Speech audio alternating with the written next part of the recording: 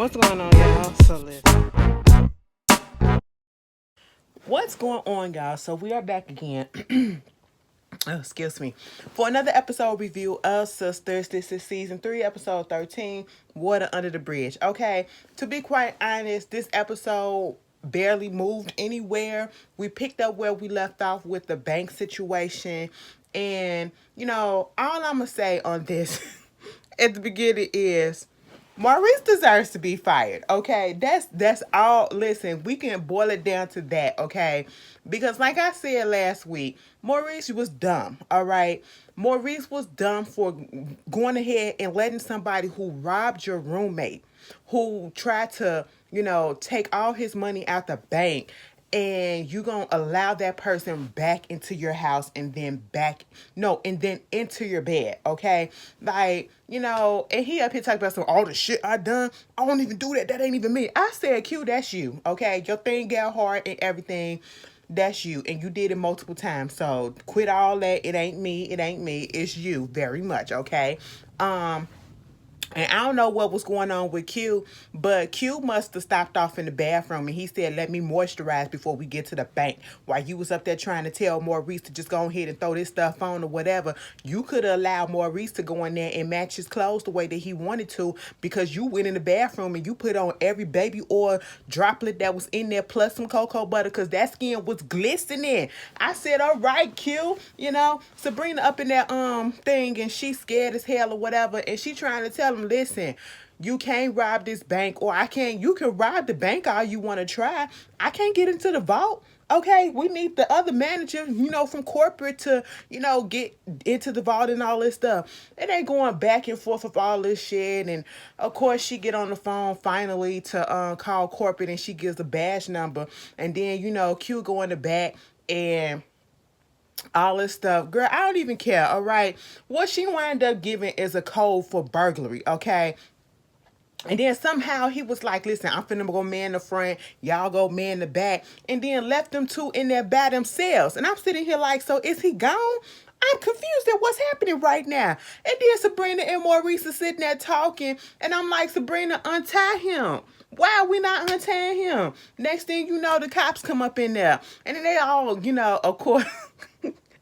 I was with Maurice on this part, though. The cop kept on looking at Sabrina, okay, asking her questions. Are you okay or whatever? I'm like, Maurice is the one that's tied up, okay? Maurice is in bondage at this point. And he was like, excuse me, what about me?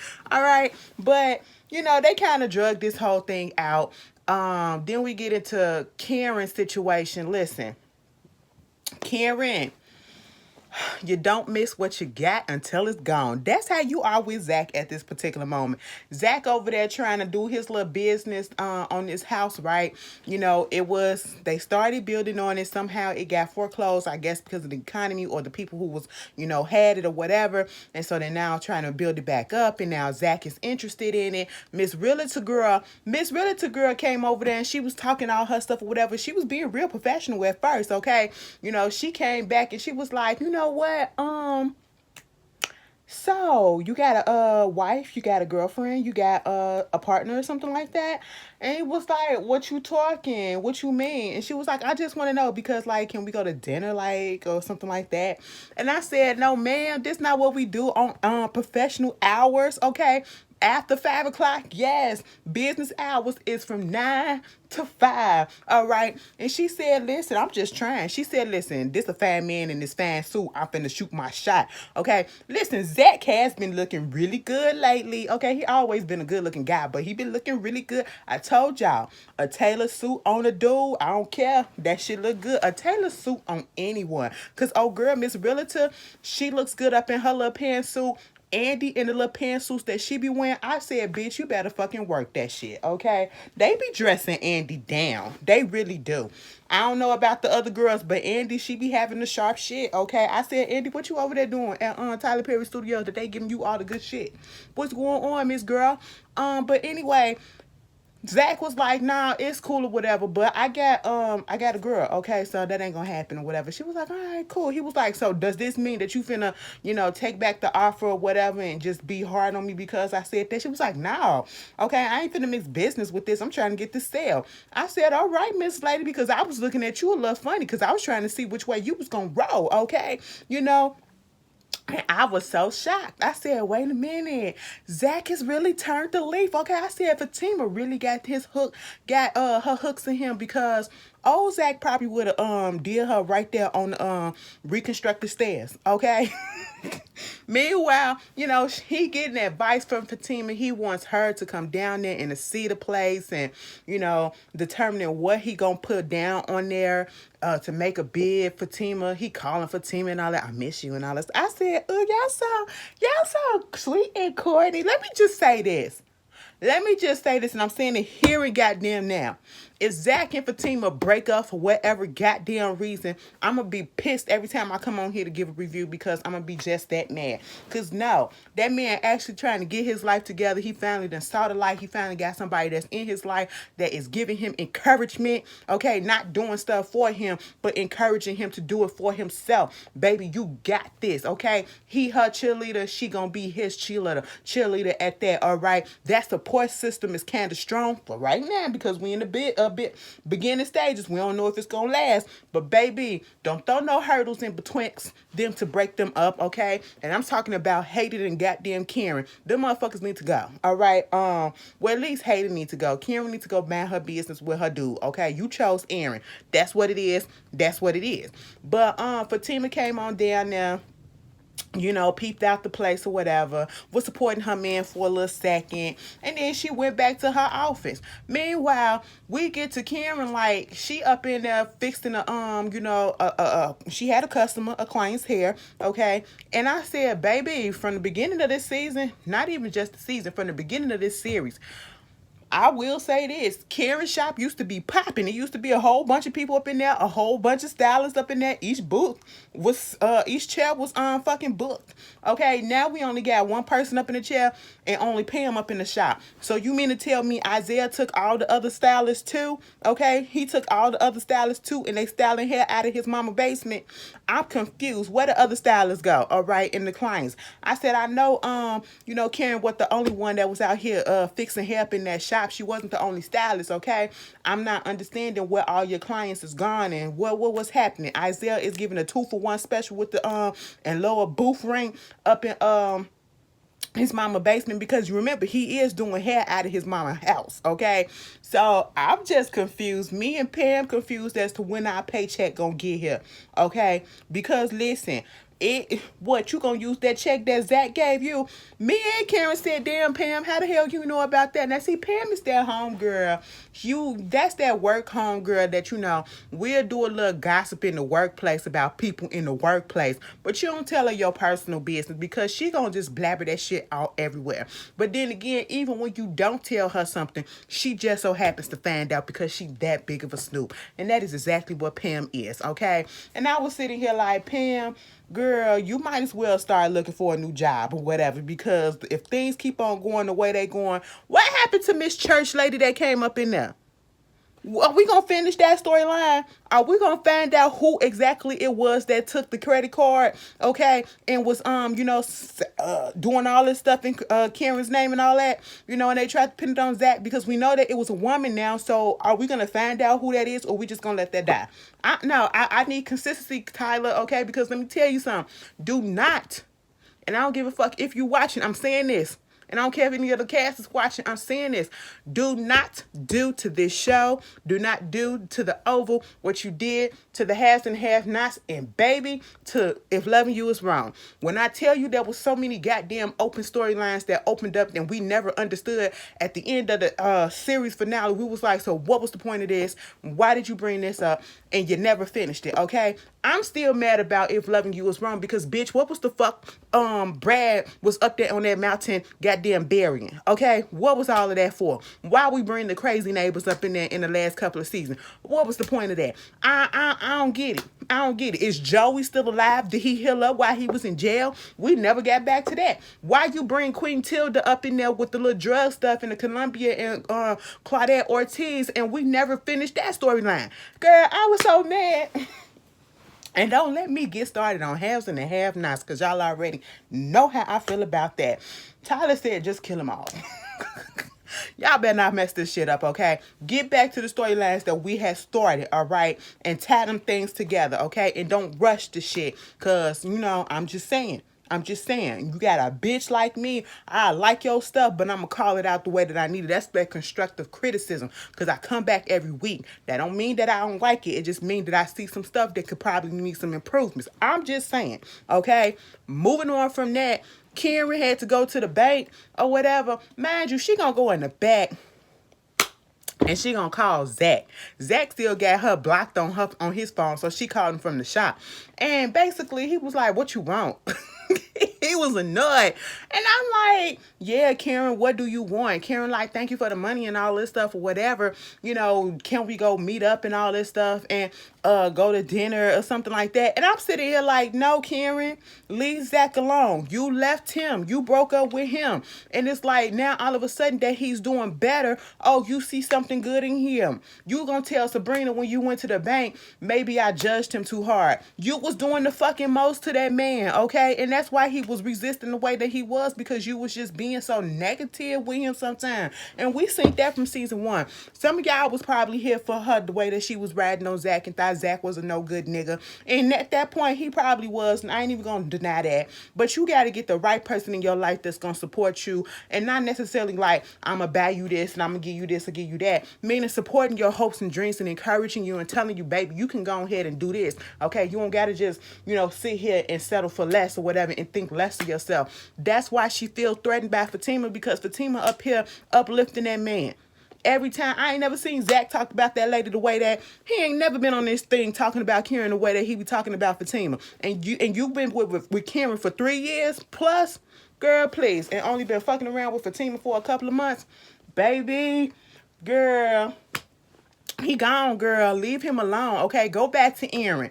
Go back to Aaron. That's what you want, right? You chose him over him anyway, so Zach, I said, hang that phone up, Zach. Zach said, listen, I'll call you back later. Click. I said, thank you. Okay, she sat there looking stuck like this motherfucker. I said, exactly, bitch.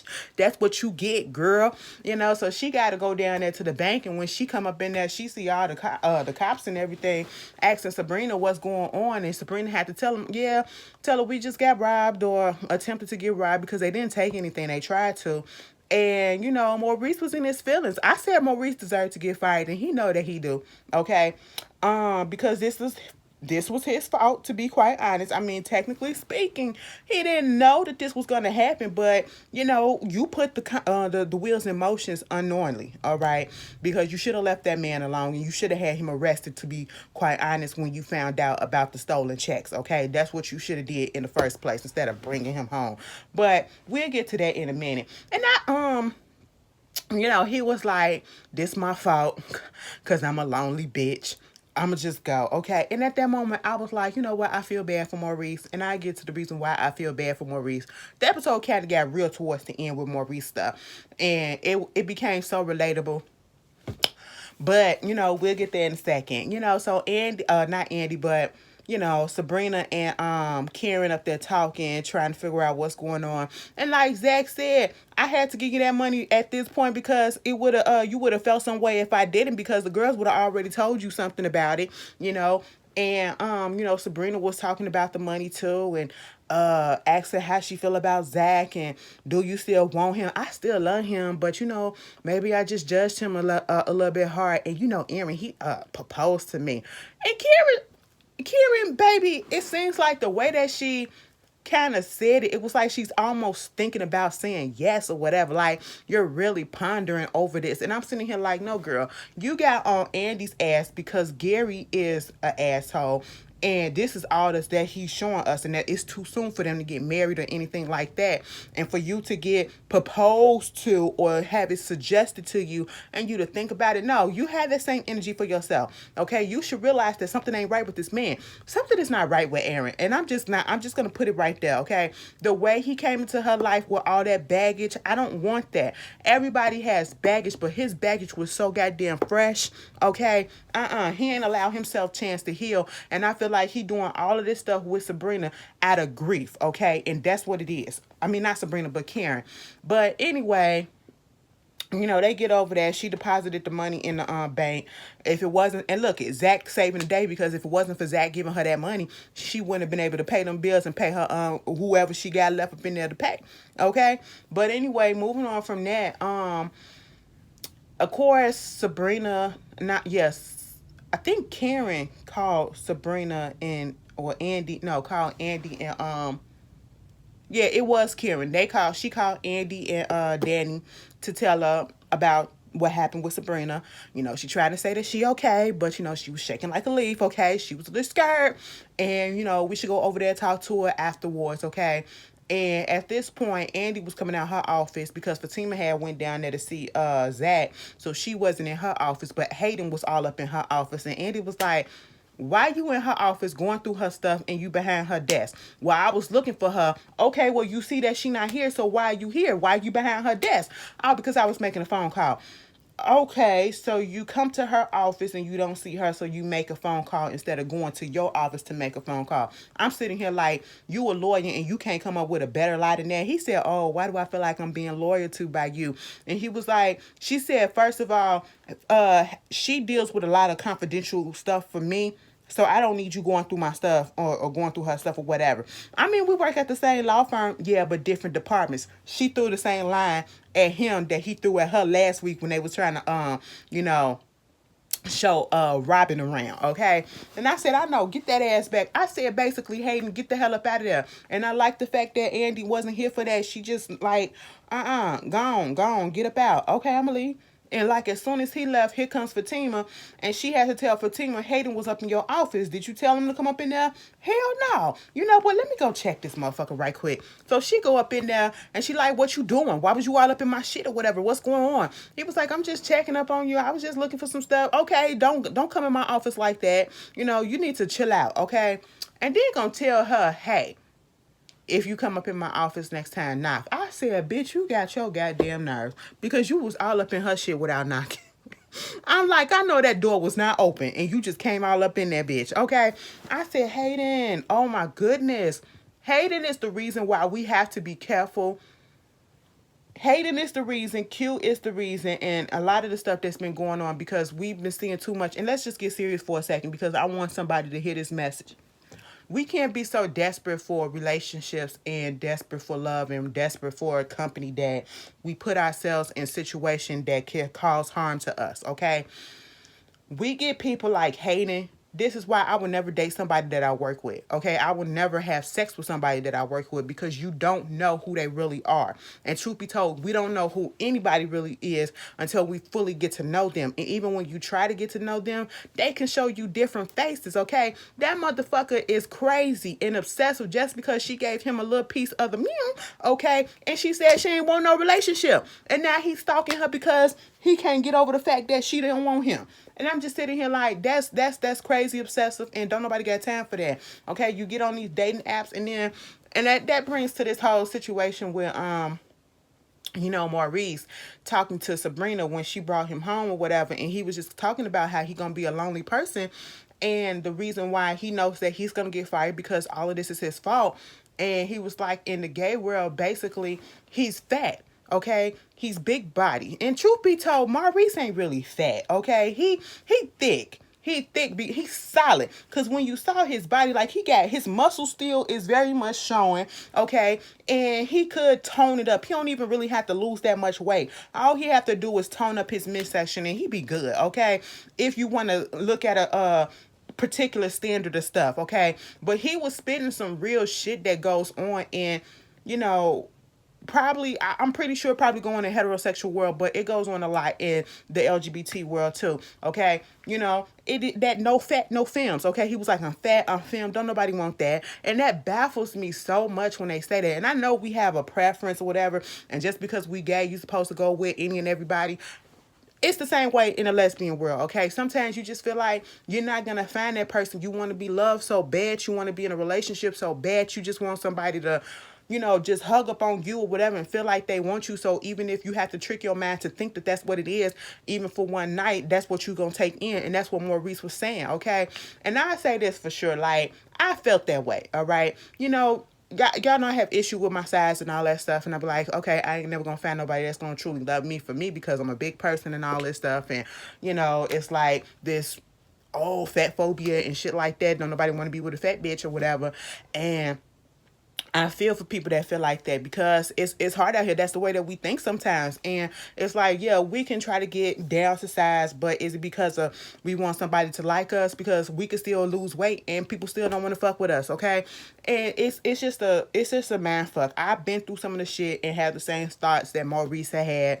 I'm not pretty enough. I'm not, fine enough. And then when you go on certain apps or whatever, they do have these ridiculous preferences that's like, it's ridiculous at this point. I get certain preferences, and it just makes you feel like the people that you are attracted to, they're not attracted to you. So the people that come to you that are attracted to you, you're not attracted to them. And it's like, damn. So does that mean I gotta freaking settle for the people that I'm not really feeling like that just to get some love or, attention? And I can't force myself to do that. I do get a couple of people. I've gotten a couple of people that tried to hit me up, but I just wasn't attracted. And it's not like I got high standards or whatever. You just not my type. You know what I'm saying? And it's just a tricky thing. And I'm pretty sure y'all go through it. You heterosexual women and men go through the same thing. Everybody be going through the same thing. And I felt him. I was sitting here like, y'all, Maurice, it's hard out here. Motherfuckers be thinking bitches be all up. Ooh, let me stop that. Motherfuckers be thinking women be all up in my inbox. Girl, no, they don't. No, they don't. And not the fat girl. Let me shut up because I was about to say not the fine ones. Okay. No offense. No offense. Okay. Sometimes you be like, damn, can a fine person actually feel me attractive? And you be thinking like, no, they don't. Girl, let me not put my issues out there. Let me not push. Damn, Tyler, you ain't have to wake that beast up. But anyway, that was going on with them too. I like that little conversation because that was some real shit. That's probably one of the realest moments that Tyler has put on this actual show. I will give him credit for that. That was a real good talking point. I liked it that. And yes, I did say liked it. But Danny and El Fuego. Okay, listen, Eden's, what is it? Eden's the strip club from all the Queen's men. Now I understood why they put him up in there so that we can get like cross promotion for the shows or whatever.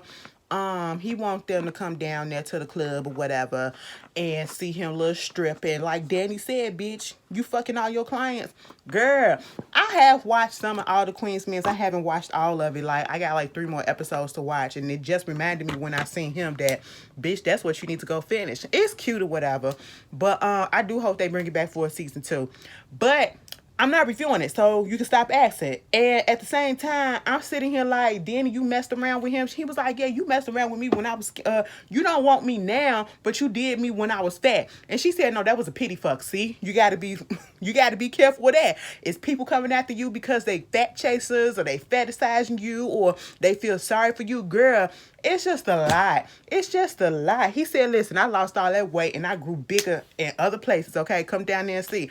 Then he said, listen, I ain't got money to be throwing at your ass. He said, don't worry about that. I set you and your girls up with a table, a booth or whatever, and I take care of y'all. She said, set me up with a booth, send some champagne, set me up with this, and valet parking because I ain't paying for shit. And I said, Danny, me and you on the same page. You want me to come down there and see you?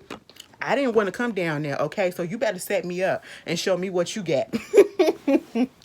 But anyway, that was Sisters. Y'all tell me how y'all felt about the episode. It wasn't really much, but yeah, is Preston gone? Please don't let Preston be gone, because I like the little country boy, okay? But anyway, I'll see y'all later. Peace. And one more thing, at the very end of the episode, when Sabrina was over there at Maurice's house talking to him, all of a sudden this white bitch come outside and she come up into the refrigerator and she was like, ooh, I didn't know anybody else was here. And then here come a Calvin ass, bucket naked, both of them bucket naked. I said, wow, Calvin. I mean, y'all ain't in a relationship, so this ring around the rosy shit that they playing, I'm tired of it between Sabrina and Calvin. Get that shit together. Either y'all gonna be together or y'all just gonna be fuck buddies or y'all not gonna do nothing. Because obviously it's feelings involved and y'all don't know which way y'all wanna flow. But anyway, that is for real, the end of Sisters. And I'll see y'all later for American Horror Story. Girl, I'm so glad that that's about to be over. Peace, y'all.